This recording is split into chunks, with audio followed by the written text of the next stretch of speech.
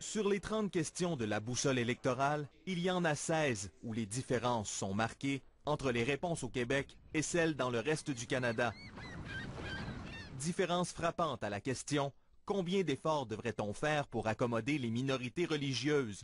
Ailleurs au Canada, la réponse la plus fréquente, ni plus ni moins. Au Québec, beaucoup moins. Si on va en voyage dans les autres pays du monde, il faut se plier à leurs règles. Hein?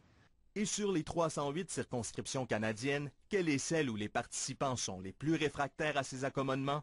La boussole pointe vers Saint-Maurice-Champlain au Québec, la circonscription où se trouve Hérouville, l'endroit où a commencé l'intense débat sur les accommodements religieux en 2007. Les gens ici sont bien traités. Puis je trouve que peut-être par rapport à d'autres pays, on est pas mal permissif là.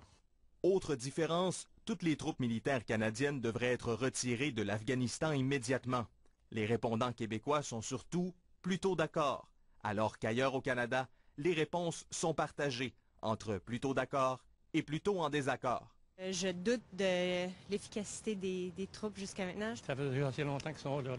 À l'affirmation, seules les personnes qui parlent l'anglais et le français devraient être nommées à la Cour suprême, les répondants au Québec sont généralement plutôt d'accord ou fortement d'accord, alors qu'ailleurs, ils sont plutôt en désaccord. On vit dans un pays bilingue, est-ce que je cherche d'un océan à l'autre? J'imagine que ceux-là qui ont la charge de juger les fautes commises devraient au moins être bilingues.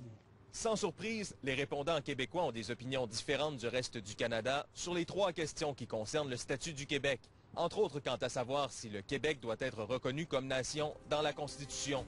Au Québec, une majorité de répondants à la boussole est d'accord, alors qu'ailleurs au Canada, une vaste majorité s'y oppose. François Cormier, Radio-Canada, Montréal.